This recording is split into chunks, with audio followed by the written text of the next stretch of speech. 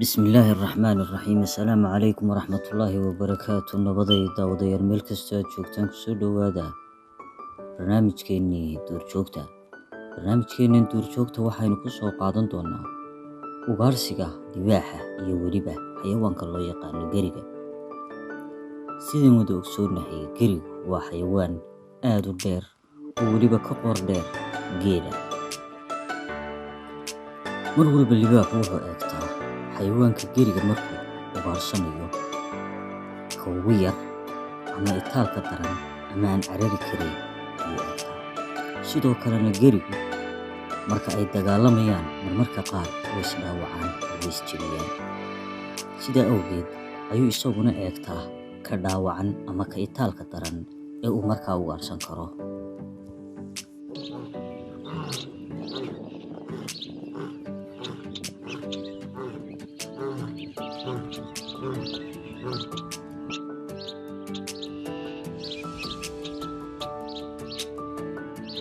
durbadiiba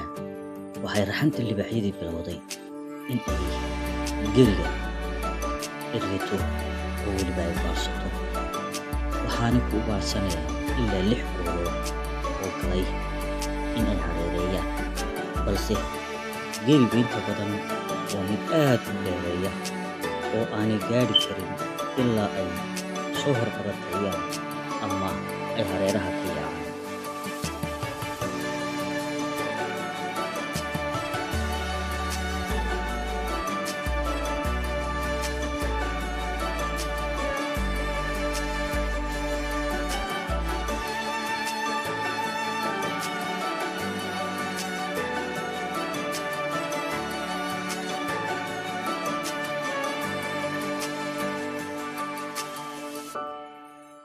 sidoo kalena garigu labadiisa cagood ee hore ayuu ku dilaa wixii xagga hore kaga yimaada xagga labadiisa cagood ee dambana uu ku haraatiyo wixii ka dambeeya ee qabsada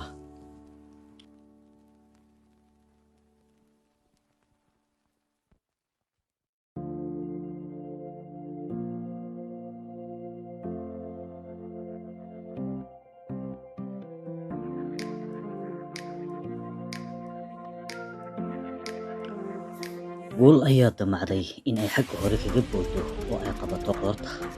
balse qoorteeda oo dheer awgeed ayuu garigii tuuray kabacdina waxa uu ku sii dhuftay cagihiisa halkaasoo weliba hooshaasi uu ka soo gaadhay dhaawac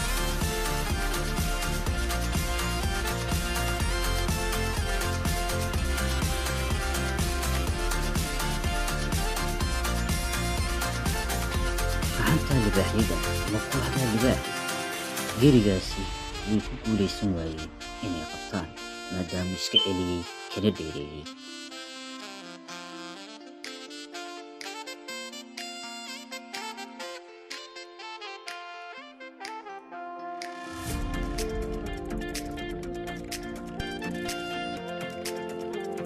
garigan aynu arkaynaa waa gari dhalay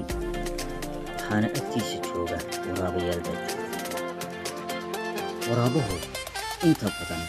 waxa uu sameeyaa mid aad u sabar badan waxaanuu aad kolba sida uu uga xadi karo dhasha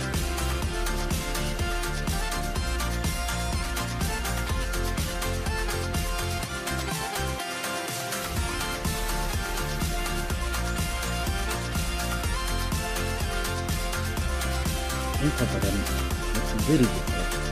dhasheeda waxay qaadataa muddo in ay lugahan ku istaagto waayo waxay leedahay iyaduna uga aad u dhaadheer garigu inta badan dhashiisa kama tago waanu difaacaa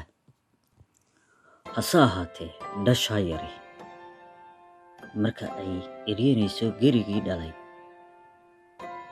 waxaa u soo weydaaranaya waraabayaasha waanay dhaawac baanay gaarsiiyeen waxaanay ka soo rideen caloosha halkaasi ayaanay ku calfadeen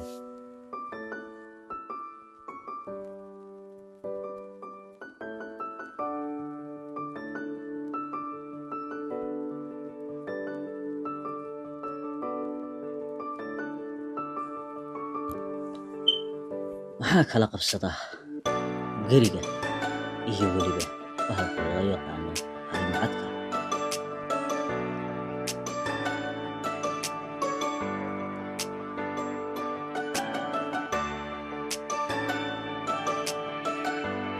inta badan harimacadku waa mid aad u siyaasad badan, bootintiisuna aad bay u dheer tahay marka uu boodayo. Hase ahaatee markan wuxuu helay geri dhalay. Dhashaa gerigu waxa ay fadhidaa weli halkii ay ku dhalatay, welina may kicin, balse waxay isku dayayaan in ay hareereeyaan oo ay harimacadkan uu ka qaado geriga dhashiisa.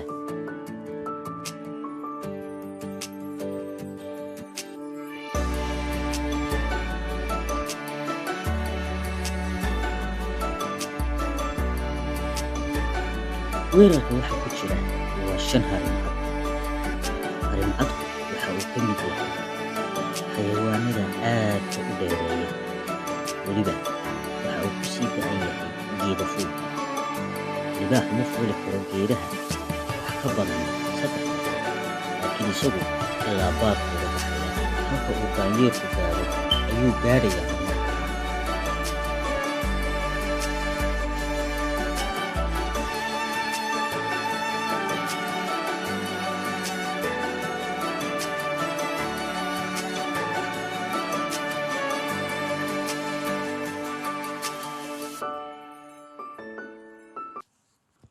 Walow uu daanyeerku gaadho laamo yaryar oo marka uu iska soo laalaadinayo aan la jabayn, hase ahaatee waa uu ka culus yahay harimacadku daanyeerka. Sidaa awgeed ayuu laamaha qaar ka baqaa inay la jabaan. Harimacadku waxa uu sameeyey xeelad dagaal, waxaanuu kala gooyey midkii lab iyo midkii dhadig ayuu kala gooyey. Haddeer waxa uu halkan ku hayaa haweenan dhashii iyo hooyadeed.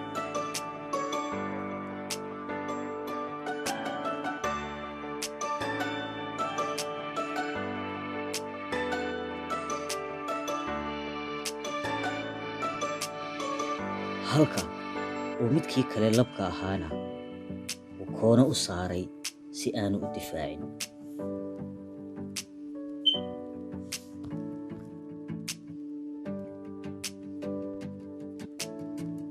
Inkastuu badnaa harimacadku, haddana nasiib uma yeelan inuu ku guulaysto inuu dhasha ka qaado geriga.